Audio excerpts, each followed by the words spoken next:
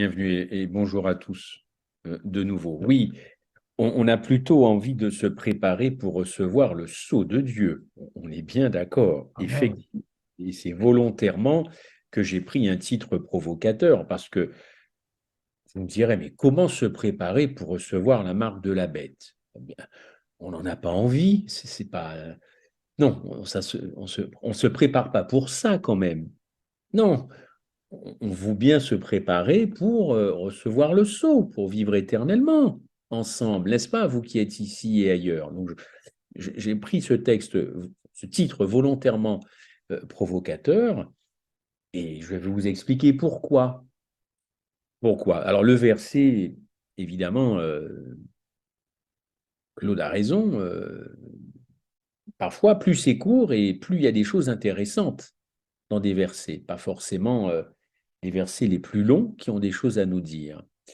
Alors, ce texte est très clair. On va le remettre un petit peu dans ce contexte, hein, c'est l'arrestation de Jésus. Hein.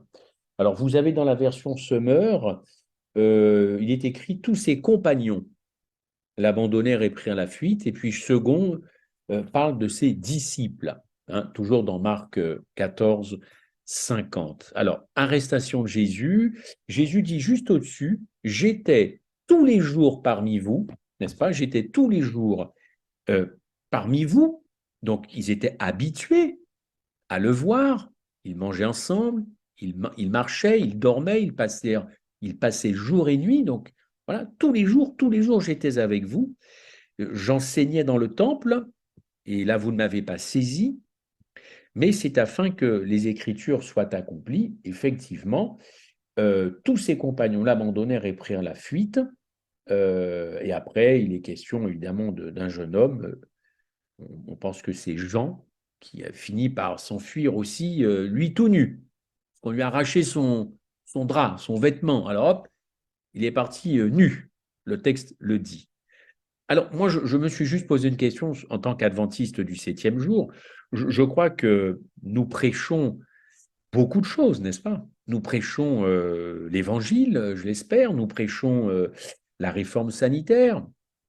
Ça dépend évidemment sur quel continent et quel territoire, mais grosso modo, on a prêché la gestion chrétienne de la vie, on prêche le sabbat. Là, je vois que c'est le message des trois anges, et c'est pas la première fois que ça revient. On prêche la loi de Dieu, on prêche les prophéties, tout ça depuis des centaines d'années, n'est-ce pas? Depuis des centaines d'années, et on constate que le monde va de plus en plus mal. Alors, ce n'est pas une surprise, mais les chrétiens, eux aussi, vont de plus en plus mal. Et là, ça demande quand même une interrogation. N'est-ce pas? Les chrétiens sont affectés. Ils traversent aussi, ces chrétiens, des crises personnelles. Ils traversent des crises de foi, des crises spirituelles, des crises familiales, des crises ecclésiales, des crises dans leurs propres croyances, des crises d'identité. Ça fait beaucoup quand même. Ça fait beaucoup de crises. Alors même que nous prêchons tout ce qu'il y a à prêcher, en plus on prêche l'espérance, le retour de Jésus, la parousie, en même temps, au même moment, on vit toutes ces crises personnelles. Le monde a vécu une crise mondiale, la Covid, pour ne pas la citer, et c'est vrai que jamais le monde n'avait connu pareille situation sanitaire, n'est-ce pas? Je constate aussi que, pour faire écho à ce que je venais de dire, la criminalité ne cesse d'augmenter, les maladies nouvelles apparaissent, les virus, la Covid il y a 3 ans n'existait pas, même si c'était une sous-couche d'une couche, grosso modo, les catastrophes, ça s'emballe. Question, au fond, qu'est-ce qui change? Qu'est-ce qui change? Et chez le chrétien, pour faire encore un parallèle, en même temps, au même moment, les choses aussi augmentent. On retrouve de l'inconduite sexuelle, on retrouve des divorces, on retrouve des séparations, de la violence morale, de la violence physique, du harcèlement psychologique, des femmes battues. Enfin, il y a de la souffrance chez les chrétiens et pas que. Je ne veux pas être restrictif, mais j'y inclus évidemment majoritairement les chrétiens, les croyants. Alors, tout ça fait que la peur s'installe. La peur s'installe dans un monde qui est déjà très angoissé. On évoque de temps en temps une troisième guerre mondiale avec ce conflit russo-ukrainien. On en entend parler, une troisième guerre. On entend des ogives qui vont être placées en Biélorussie. Enfin, pour ceux qui s'intéressent à ce conflit, troisième guerre mondiale. La peur s'est installée. Elle s'est installée majoritairement chez les gens. La peur, de façon plus proche, plus immédiate, de se retrouver au chômage, perdre son travail, la peur de mourir, on l'évoquait tout à l'heure, la peur de l'avenir, la peur des autres aussi a beaucoup augmenté. Oui, la peur des autres. L'autre me fait peur. Je crains l'autre pour tout ce qu'il peut m'apporter de négatif, volontairement ou involontairement. La peur des autres. Et la Covid n'a fait que creuser ce sentiment entre nous. Alors cette peur, elle finit par paralyser les individus, elle paralyse les chrétiens aussi.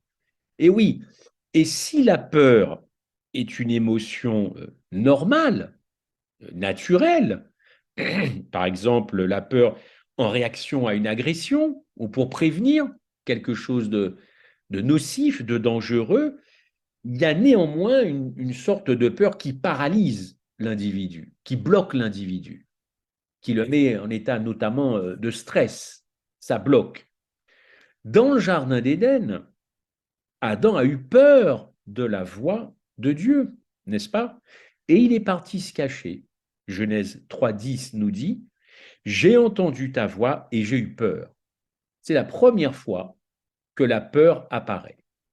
Il y a eu un premier crime, la première désobéissance, avec comme conséquence ce sentiment de peur. Donc la peur humaine est apparue dans le jardin d'Éden. Adam a eu peur de Dieu et tout cela était lié à la honte qu'il avait de son propre péché. N'est-ce pas? Autre épisode, Luc 8, 22. Nous sommes sur le lac de Galilée, l'épisode de la barque, n'est-ce pas? Nous sommes en pleine tempête. Luc 8, 22. Jésus dort. Les disciples sont très agités, très énervés, angoissés. Jésus dort. N'est-ce pas? L'eau commence à remplir le bateau. Jésus dort. Les disciples ont peur, finissent par réveiller Jésus. Sauve-nous, sauve-nous, nous mourrons. Jésus calme la mer et il va se retourner vers ses disciples et leur dire cette phrase que vous connaissez bien. Où est votre foi? On va reprendre le texte. Luc 8, verset 22. Il va dire même plus que ça. Luc 8, verset 22. Enfin, l'histoire commence au verset 22. Nous sommes perdus au verset 24, n'est-ce pas? Et au verset 25, alors il dit à ses disciples, où est donc votre foi? Chers amis, avant l'arrestation de Jésus dans le jardin de Gethsémanée, là nous sommes en Matthieu 26, 36, les disciples, maintenant c'est eux qui dorment, n'est-ce pas? Ils dorment alors même que Jésus avait besoin d'eux, Jésus avait besoin de soutien par leur prière, ils se sont assoupis, ils dorment. Jésus a eu besoin de ses amis, mais ses amis dormaient. Le texte le dit, il vint vers les disciples qu'il trouva endormis, et il dit à Pierre, vous n'avez donc pu veiller 1 heure avec moi, ne serait-ce qu'1 heure. Vous n'y étiez pas. Autre épisode, rappelez-vous Pierre devant le Sanhédrin. Par 3 fois, il a fini par renier le Christ. Ce fut pour Pierre, on peut le dire, le temps de la trahison. Judas a eu aussi son heure de trahison. Et dans la Bible, vous avez tout un tas d'épisodes d'individus qui sont concernés directement, soit par la trahison, soit par la peur, l'angoisse, l'indifférence. Vous me direz, mais tout ça, ce sont des sentiments bien humains. Oui, mais attention à ne pas faire de ces sentiments quelque chose de pérenne dans nos vies ou qui bloquerait toute action positive ou que sais-je, vis-à-vis du Christ ou vis-à-vis des autres, n'est-ce pas? Tant de trahison, tant d'angoisse, le temps de la fuite en avant, le temps du au secours, je m'échappe, je veux échapper à quelque chose. À Golgotha, autre épisode, ce fut aussi le temps de la trahison pour les disciples, oui ou non? Car qui était présent au pied de la croix? Vous le savez bien, il y avait majoritairement des femmes. Majoritairement des femmes. Il n'y avait que Pierre qui était caché très au loin, et encore, je ne suis pas sûr, Jean, c'est certain. Mais tous les autres n'étaient pas au pied de la croix. La mère de Jésus, Jean, des femmes, Marie-Madeleine, à part Jean, tout le monde avait disparu. Où étaient les disciples? Je confonds parce que Pierre, lui, s'était caché par rapport au Sanhédrin. Alors moi, la première question que j'ai envie de nous poser, c'est au fond, à la fin des temps, puisque nous en parlons beaucoup, nous prophétisons beaucoup, nous prêchons beaucoup, il y a beaucoup, beaucoup, beaucoup de choses sur la fin des temps. Une question toute simple, qu'est-ce qui doit triompher normalement à la fin des temps? Est-ce la peur ou est-ce la foi? Dans ces temps-là qui arrivent, est-ce la peur ou la foi? Si c'est la peur qui doit triompher ou qui va triompher, où du coup est la victoire de notre foi?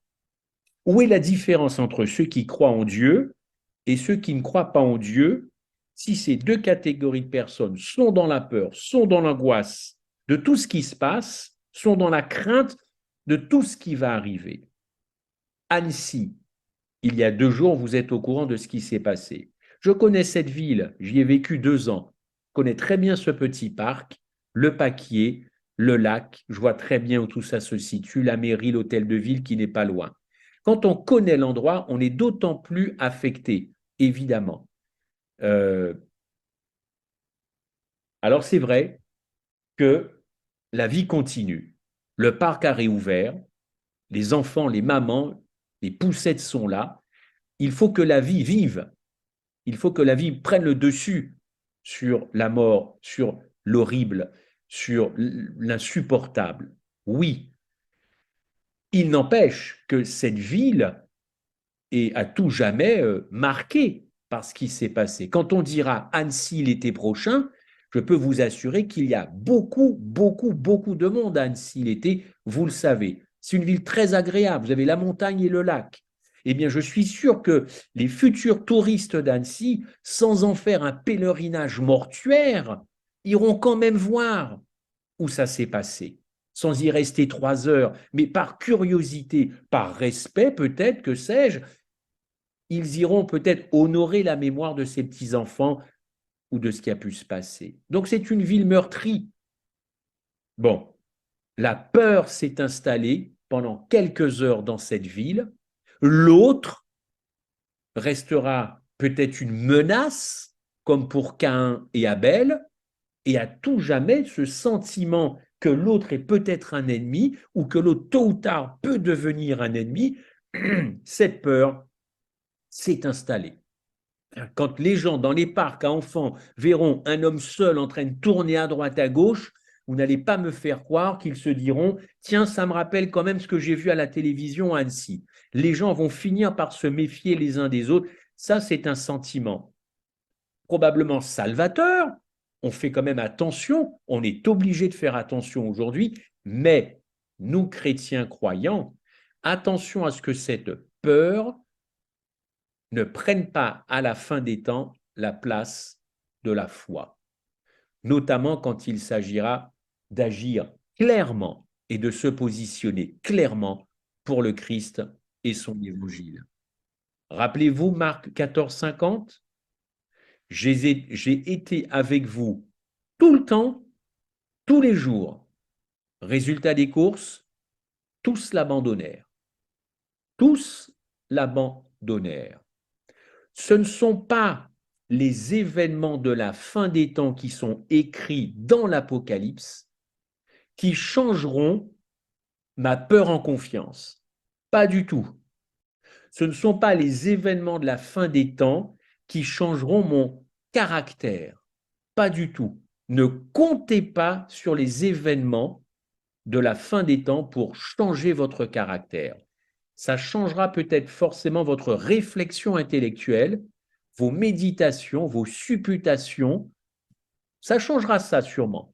Mais rien ne se passera dans le cœur. Les événements de la fin des temps, c'est pas fait pour toucher le cœur.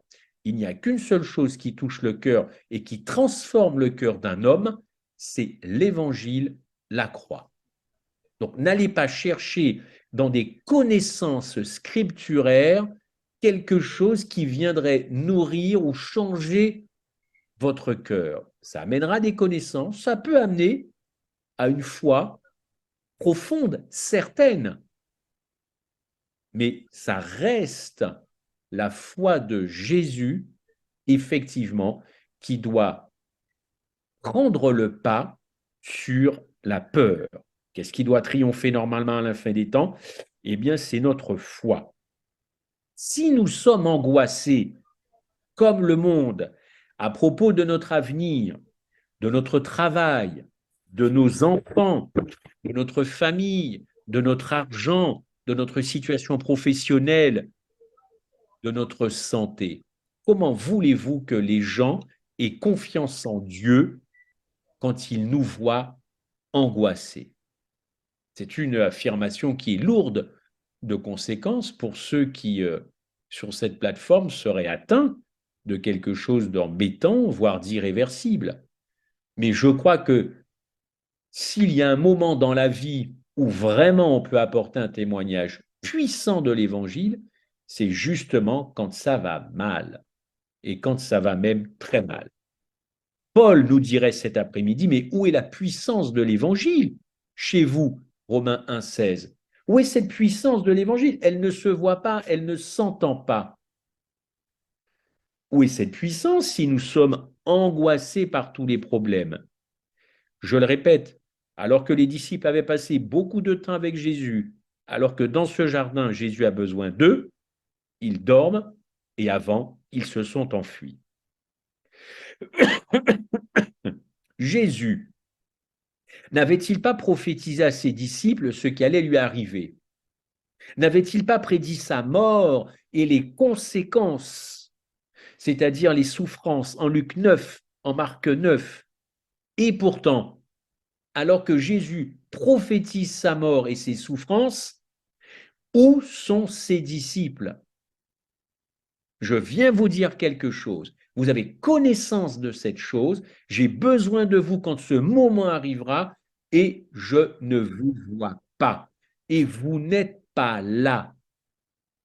Je voudrais vraiment qu'on comprenne quelque chose, alors que nous sommes arrivés quand même dans les temps, mais hyper compliqués et que ça ne va pas s'arranger. La question n'est pas si la Lune va devenir rouge, bleu, marron, vert, ou s'il va y avoir tout un tas de choses qui vont arriver, c'est comment je vais pouvoir faire preuve de foi dans ces moments-là, quand je serai impacté moi-même ainsi que les miens, comment vais-je réagir à ce moment-là?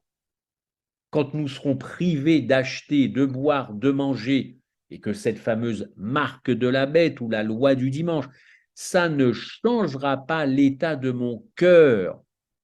C'est pas fait pour ça. C'est pas fait pour changer mon cœur.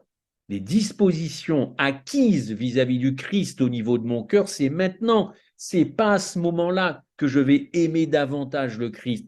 c'est pas sous la peur et la terreur ou le manque ou la privation, les privations, que je vais me mettre subitement à dire, oh Seigneur, alors là, avec tout ce qui arrive de négatif, qu'est-ce que je t'aime davantage? Tous l'abandonnèrent. Bon, l'incroyant, lui, pense que les choses vont aller mieux. Ce n'est pas ce que dit la parole de Dieu en Luc 21. Je vais vous lire quelques versets. Il y aura des signes dans le soleil, dans la lune, j'en parlais tout à l'heure, dans les étoiles, et sur la terre. Il y aura de l'angoisse chez les nations, qui ne sauront que faire au bruit de la mer et des flots, les hommes rendant l'âme de terreur. Je ne sais pas si vous pesez un peu ce que dit le Christ, les gens vont rendre l'âme de terreur. Rendre l'âme, ça veut dire quoi? Ben, ça veut dire mourir. Donc, les gens vont mourir de terreur. Mais comment ça peut arriver, ce truc-là? Est-ce qu'on peut mourir de peur? Je me suis intéressé à la question quand je suis tombé sur un article. Peut-on mourir de peur? Oui, affirmatif. Les médecins, la science, le médical dit oui, on peut mourir de peur. Je ne connais pas les statistiques, je ne sais pas combien de personnes sont déclarées mortes de peur, pour le coup, sur une année en France, mais on peut mourir de peur. La Bible l'avait déjà prédit, il y a des gens qui rendront l'âme de peur. Il faut quand même une sacrée dose d'événements pour être tétanisé face à un événement et hop, mourir de peur. Réfléchissez à ça, mourir de peur, dans l'attente de ce qui surviendra pour la terre, car les puissances des cieux seront ébranlées, alors on verra le Fils de l'homme venant sur une nuée avec une puissance et une grande gloire. La question est simple, serons-nous prêts à affronter ce moment par une foi triomphante? Ou serons-nous impressionnés par ça et du coup c'est la peur et l'angoisse qui vont nous saisir? Peur, angoisse ou calme et tranquillité? C'est facile pour moi d'en parler aujourd'hui puisque je ne suis pas confronté à ça. Mais quand ça va arriver, car ça arrivera, je vais me comporter comment? Est-ce que c'est parce que je sais que ça va arriver que ma foi va agir, ou c'est maintenant dans ma relation avec Dieu qui fait que à ce moment-là, ma foi sera inébranlable? Je crois qu'on peut constater qu'il a fallu d'un virus, encore une fois, pour terroriser la planète. N'est-ce pas? Peur, angoisse chez les chrétiens. Et c'est vrai que les démons utilisent nos émotions. Les démons utilisent nos émotions pour effectivement nous décourager. Mais c'est justement quand le découragement nous tombe dessus que c'est la foi qui doit triompher. Si nous sommes aussi angoissés que le monde, alors je crois que nous sommes disqualifiés pour prêcher l'évangile au monde. Beaucoup de chrétiens, d'ailleurs, adventistes, entretiennent la crainte ou le rejet de l'autre en se focalisant sur eux-mêmes, leur propre personne. Alors du coup, l'autre, forcément, je l'ai dit tout à l'heure, est peut-être potentiellement un danger. Un danger. Il suffisait de tousser il y a 2-3 ans un petit peu trop fort dans les transports en commun pour qu'effectivement, tout de suite, on vous regarde d'un air bizarre en disant « Protégez-vous, monsieur ». Vous étiez déjà vu comme un porteur de la Covid. Bon, moi là, je tousse, plus personne ne fait attention. Ben oui, mais bon, à une époque, ce n'était pas le cas. Alors, encore une fois, on annonce beaucoup de choses et les choses ne changent pas et le monde va à volo. Le monde véritablement va à volo. Quand le chaos sera là, qu'est-ce qui nous fera tenir? Est-ce une foi triomphante? Est-ce une foi un petit peu molle? Nous espérons évidemment être prêts quand Jésus reviendra, c'est bien normal. Cette foi encore il faut la nourrir, n'est-ce pas? Donc on vit effectivement une époque où la foi, effectivement, j'espère qu'elle agit déjà, qu'elle est présente, mais il faut la nourrir.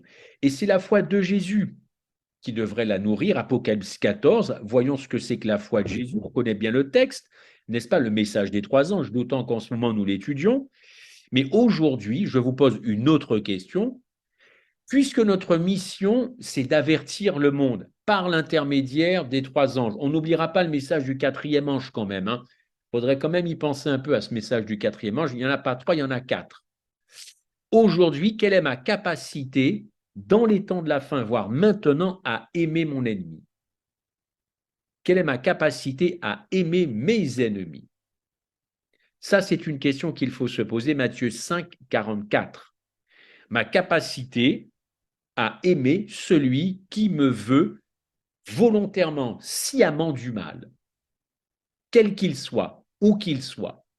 Je sais qu'il me veut du mal. Je sais qu'il il me rattrapera pour me faire du mal. Quelle est ma capacité à aimer cette personne? Parce qu'il y a beaucoup de sermons, n'est-ce pas, sur des choses qui vont arriver. On le sait, la puce, la loi du dimanche, la marque de la bête. Mais au fond, Matthieu 5, 44, qu'est-ce qu'on en fait dans le cadre de la fin des temps, dans le cadre du conflit cosmique? J'ai l'impression qu'on a expurgé le conflit cosmique de Matthieu 5, 44. Pourquoi on ne met pas Matthieu 5, 44 dans le conflit cosmique? C'est pourtant Matthieu 5, 44, l'évangile parfait. L'évangile parfait, n'est-ce pas? L'évangile parfait. Je crois qu'il nous reste encore beaucoup de choses à comprendre de la fin des temps. Et la foi de Jésus, ben oui, parlons-en, quelques mots, parlons-en la foi de Jésus. Selon moi, c'est la capacité à supporter l'insupportable. Alors, je ne vous dis pas s'il y a de la musique un peu trop fort dans un appartement à côté, je ne suis pas en train de vous dire de ne pas aller voir votre voisin pour lui dire de baisser la sono parce que ça fait 3 heures que vous essayez de dormir. Ça, c'est de l'insupportable. On peut régler ça hein, en voisin consciencieux. Voilà. Je parle de l'insupportable. L'insupportable. Quelle est ma capacité à supporter ça? Quelle est ma capacité à aimer sans retour, sans condition? Sans condition, le fameux agapé que vous connaissez bien. Quelle est ma capacité à ne pas vouloir le mal comme réponse? Le mal comme réponse. On est dans la foi de Jésus. Ne pas choisir le mal comme réponse au mal. Mais la foi de Jésus, c'est aussi ne plus trop penser à nous, mais surtout beaucoup penser aux autres. La foi de Jésus, c'est relever l'autre comme Christ l'a fait. La foi de Jésus, oui, c'est aimer en pure perte. C'est dur de dire ça quand c'est pas compliqué quand on est marié, quand on a des enfants, aimer en pure perte. Et quand on cherche l'âme sœur depuis des années, des années, des années, je peux comprendre qu'entendre dire bon ben la foi de Jésus c'est aimer en pure perte. Ben oui, mais moi déjà j'ai du mal à aimer, je trouve personne à aimer. Je peux comprendre, essayer de comprendre ce qui se cache derrière mes paroles en pure perte. Autrement dit, ne plus être préoccupé par soi-même mais par l'autre. Le salut de l'autre, autant évidemment que celui-ci soit réceptif, n'est-ce pas? La foi de Jésus, c'est aussi espérer contre toute espérance. Contre toute espérance. Quand il n'y a plus rien, quand on ne voit plus rien, il y a encore quelque chose qui doit nous faire tenir. C'est la même chose qui a fait tenir le Christ. Oui, la foi de Jésus, vous l'avez compris, c'est la croix. Mais c'est aussi se taire quand vous êtes attaqué. Se taire. Se taire. Se taire. C'est aussi se taire quand on salit votre réputation. C'est au fond ne même pas vouloir que l'on répare votre réputation abîmée. La foi de Jésus, c'est aussi ne rien revendiquer, selon moi. Selon moi. Bon, je n'ai pas trouvé ça dans un petit manuel, hein. Ce sont des pensées qui me sont venues. C'est ne rien revendiquer, à commencer par sa couleur de peau, puisque de toutes les façons, nous traversons des crises identitaires, n'est-ce pas, se basant sur la couleur de la peau. On ne revendique pas ça. Ni son statut social, ni de se prévaloir de sa place ou de son poste au travail ou à l'église. Oui, la foi de Jésus, c'est aussi ne pas soupçonner le mal. J'ai déjà prêché sur 1 Corinthiens 13, mais j'ai rien fait puisqu'il reste tout à faire sur 1 Corinthiens 13. Mais quel texte, enfin, quel texte. On n'entend plus 1 Corinthiens 13. Ou quand on se sert d'un Corinthiens 13, c'est pour faire de l'œcuménisme. Ça n'a pas été écrit pour faire de l'œcuménisme, 1 Corinthiens 13. Ça a été écrit pour changer mon cœur.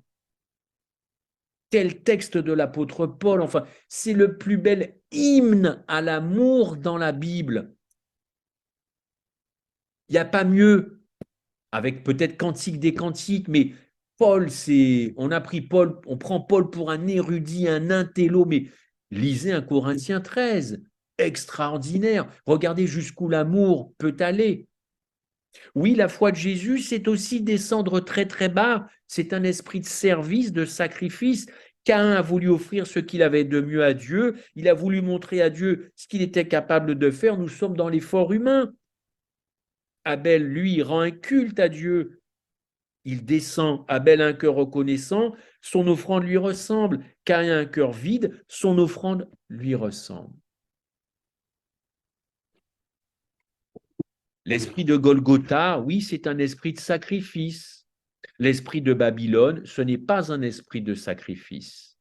C'est les autres qui doivent se sacrifier pour moi. L'esprit de Golgotha, c'est moi qui me sacrifie pour les autres. Oui, la foi de Jésus, oh, quel plus bel exemple, c'est le cœur de Marie-Madeleine. Rappelez-vous, pour ceux qui me connaissent, on a déjà étudié ça, Marie-Madeleine chez Simon le pharisien. Elle s'est sentie aimée, elle a aimé, elle ne fait même aucun reproche aux hommes qui sont là, même pas Simon qui la dégrade et qui l'a dégradé. Aucun reproche à Simon. Elle aurait quand même pu dire avec le recul, quand elle s'adresse à Jésus, elle aurait pu avoir un petit regard vers Simon, un petit clin d'œil en disant, tu vois, toi, tu n'es vraiment pas sympa. Même pas, même pas. Aucun reproche à Simon, aucun reproche. Elle ne s'est préoccupée que de Jésus, sans arrière-pensée d'être sauvée. Voilà l'exemple quand même du salut bien compris par un être humain. Pas d'arrière-pensée. Je ne veux être ni à ta droite, ni à ta gauche. Je ne veux rien. Rien, s'est-elle dit. Oui, la fin des temps, vous l'avez compris, selon moi, c'est surtout la fin des temps une affaire de cœur. Voilà. Attention dans ce conflit cosmique à expurger la fin des temps de cette affaire de cœur. Encore une fois, nous prophétisons beaucoup. Beaucoup ont prophétisé sur les signes des temps. Peu seront sauvés, car les événements ne changent pas les caractères. Ce n'est pas la marque de la bête ou la loi du dimanche qui va changer mon caractère. Pas du tout. C'est maintenant que les choses sont en train de changer. Alors, est-ce la victoire de la foi qui nous attend ou la victoire de la trahison? Est-ce que vous êtes prêt à recevoir la marque de la bête? Parce que, regardez un petit peu, Paul et Silas en prison, acte 16, 25, ils chantaient des cantiques et ils priaient dans leurs cellules. Oui ou non? Ils chantaient, ils priaient. On est au cœur du conflit cosmique, hein? Ça chauffait pour Paul et Silas. Et c'est là que tout va très bien, Paul dit. Ça va. OK, n'est-ce pas? Pierre, pareil. Pierre, c'est un souci pour lui d'être en prison à un moment donné, n'est-ce pas? Nous sommes là encore dans des exemples bien concrets. Encore faut-il comprendre ces enjeux et faire parler ma foi, n'est-ce pas? Notre foi triomphera quand nous serons en mesure d'aimer notre gardien de prison. Notre foi agira quand nous serons en capacité et quand nous serons mis en garde à vue d'aimer le commissaire qui nous aura mis, ou l'officier de police judiciaire qui nous aura mis en garde à vue. Peut-être même pour un truc bénin, c'est pas grave, mais c'est là, c'est dans ces moments-là, ne plus penser à soi, mais penser à celui qui vous veut du mal ou qui cherche simplement à comprendre une situation, n'est-ce pas? Je crois que le temps n'est plus au temps du murmure, de se plaindre contre Dieu. Nombre 11, verset 1, le peuple murmura, dit le texte, nombre 11, 1, et cela a déplu aux oreilles de l'Éternel. Lorsque l'Éternel l'entendit, sa colère s'enflamma, et le feu de l'Éternel s'alluma parmi eux et dévora l'extrémité du camp. Dans Apocalypse 12, verset 11, ils l'ont vaincu par le sang de l'agneau. Oui, ceux qui vaincront par leur foi à la fin des temps le feront, dit le texte, par le sang de l'agneau. Mais où ce sang a-t-il coulé? À Golgotha. C'est donc bien là qu'il faut aller puiser la foi de Jésus et toutes les ressources nécessaires en matière de confiance, de foi, en matière de persévérance. C'est là qu'il faut aller capter. Il y a comme une source sous cette croix. Alors vous me direz, Christ n'est plus sur cette croix, il est dans le lieu très saint. Alors allons dans le lieu très saint, puisez tout ça, bien sûr. Et ce sang qui a coulé à Golgotha, c'est son sacrifice. Maintenant, je prendrai deux textes. 1 Corinthiens 6, verset 9. Prenez-le avec moi. 1 Corinthiens 6 au verset 9. Très instructif ce texte.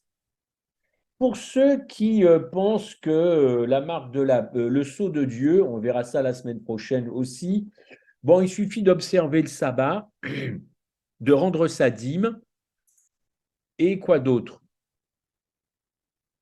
pour être sauvé et croire en la justification par la foi, nos doctrines. Ceux qui pensent que ça suffit pour être sauvé, et puis baptisés, évidemment, qu'ils peuvent lire 1 Corinthiens 6, verset 9. Que nous dit ce texte?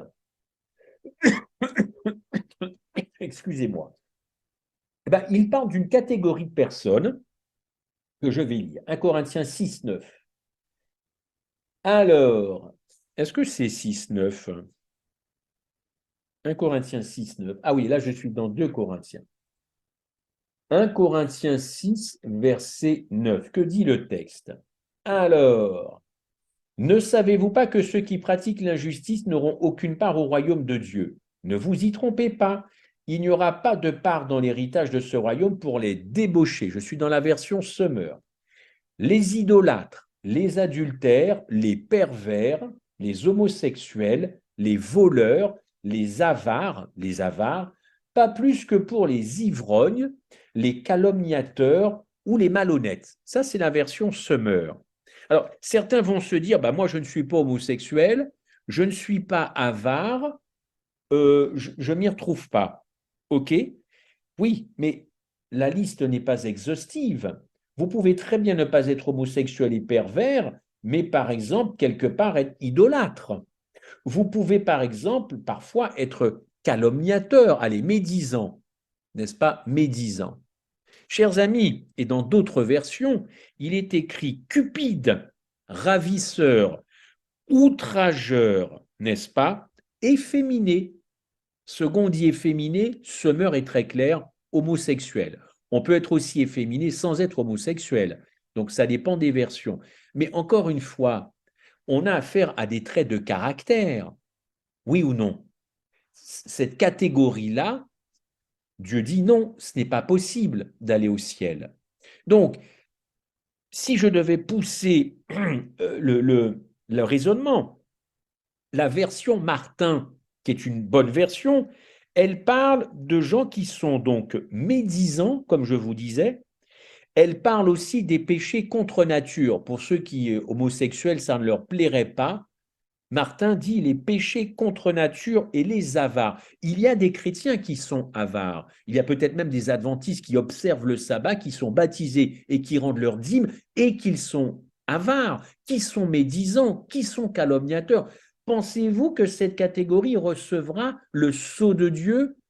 Il y a des observateurs du sabbat, mais qui sont impossibles à vivre. Il y a des gens baptisés par immersion, mais qui sont absolument infréquentables, parce que méchants, parce que cupides. Pensez-vous que ce type de personne recevra le sceau alors qu'ils observent le sabbat, qui rendent la dîme et qui sont baptisés? C'est pas ça qui sauve. C'est pour ça qu'on peut être prêt sans le savoir, à recevoir la marque de la bête. Parce que tout ça, c'est lié à mes traits de caractère. Quand nous parlons de doctrine, sabbat, loi du dimanche, tout ça, c'est de la doctrine. Mais ça ne change pas ma vie au quotidien, qui je suis réellement, dans mon foyer, au travail, à l'église. Je vais me la choper, la marque de la bête, si je ne laisse pas le Saint-Esprit transformer mon caractère. Quand bien même je vais au temple le samedi, que j'y retourne pour Adra, que je chante à la chorale et que je donne même plus que la dîme, évidemment que je suis baptisé. Je suis un bon candidat pour la marque de la bête. Croyez-moi. Et il y en a qui vont se la prendre sans même le savoir.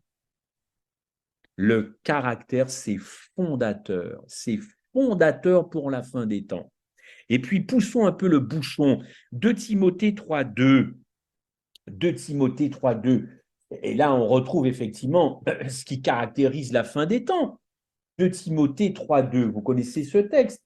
Prenons-le ensemble et j'ai bientôt fini ma prédication. 2 Timothée 3, verset 2, il est question de la fin des temps. En effet, les hommes seront égoïstes. N'y a-t-il pas des chrétiens égoïstes? Ah bon, il n'y a que les incroyants qui sont égoïstes. Et c'est vrai, j'avais oublié.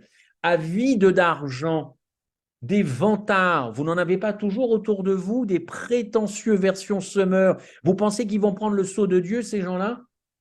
Ils parleront de Dieu d'une manière injurieuse, n'auront pas d'égard pour leurs propres parents. Ils seront ingrats, dépourvus de respect pour ce qui est sacré. Ah bon, il n'y a que les incroyants qui ne respectent pas le sacré? Sans cœur, sans pitié, nous dit Semeur. C'est costaud quand même, sans cœur, sans pitié, calomniateur. Je connais quand même certains chrétiens qui sont antisémites, des adventistes qui ne supportent pas les juifs. Ah bon, et on va prendre le sceau de Dieu alors qu'on est antisémite? Bien sûr, de Timothée 3,2, c'est pas que pour les païens, hein. Non, non, non, non, moi je peux m'y retrouver sans cœur, sans pitié, incapable de se maîtriser. Tiens, prends ça, incapable de se maîtriser. J'entendais, moi, des chrétiens qui me disent, voilà, moi, faut pas me chauffer, hein. Dès qu'on me chauffe, boum, ça part. Et bien sûr, cette personne s'attend parce qu'elle respecte le sabbat, qu'elle rend sa dîme et qu'elle est baptisée. Bien entendu, le sceau de Dieu, c'est pour elle. Bien sûr, sans problème. Emportés par leur passion, enflés d'orgueil, ils aimeront les trahisons. Oh là là, bon, je vous laisse terminer le texte. Est-ce que vous voyez le problème? Est-ce que vous pensez que quand la lune sera rouge et que on viendra nous priver de nourriture, ce sera de nous nature à nous faire aimer davantage Jésus? Je pense qu'au contraire, ça va réveiller ce que nous avons de plus vil en nous-mêmes, l'instinct de survie. Il faut manger, il faut boire. Coûte que coûte, et comme un ami, quoi qu'il en coûte. Je pense que c'est cet instinct de survie, cette chair qui va ressortir, et je ne sais pas comment je vais me comporter dans ces moments-là. Le tableau est peut-être un peu sombre. Je suis juste en train de vous dire que la fin des temps, c'est une affaire de cœur. C'est véritablement une affaire de cœur. Pas que, mais beaucoup. Il n'y aura pas de défaite pour les amoureux de Jésus. Aucune défaite pour les amoureux de Jésus. Et nous triompherons grâce à la foi de Jésus. Mais ma foi doit se nourrir. En effet, nous sommes quand même avertis. Apocalypse 2, verset 4. Mais ce que j'ai contre toi, c'est que tu as abandonné ton premier amour. Pas moi qui le dis. Tu as abandonné ton premier amour. Quel texte avons-nous lu dans Marc 14 tout à l'heure? Tous l'abandonnèrent. Tous l'abandonnèrent. Et Jésus me dit, tu as oublié ton premier amour, n'est-ce pas? Alors voilà ce que je voulais vous dire de façon très simple et avec beaucoup de modestie. La prochaine fois que nous partagerons ensemble, je vous parlerai de la foi de Jésus dans le conflit cosmique final, en relation avec la foi de Daniel. Ça, c'est important. Si je commence maintenant, j'en ai pour une demi-heure, trois quarts d'heure, nous allons dépasser le délai. Donc, ce sera, quelle est cette foi? Parce qu'il faut palper cette foi de Jésus. C'est bien gentil de dire la foi de Jésus, la foi de Jésus. Bon, mais ce fut quoi à la croix? Alors, nous verrons que on trouve un lien dans, effectivement, la foi de Daniel. Et ça, c'est très instructif pour notre foi. Que Dieu nous aide à bien comprendre les enjeux de la fin des temps, des enjeux de connaissance, car c'est celui qui connaît qui avertira, bien entendu, et ne pas et considérer ces connaissances, comme dit Madame White, des bornes. Mais une borne n'a jamais transformé un, un homosexuel en hétérosexuel, n'a jamais transformé un ivrogne en quelqu'un de sobre. Non, ça, c'est l'œuvre du Saint-Esprit et nous en aurons vraiment besoin à la fin des temps. Amen.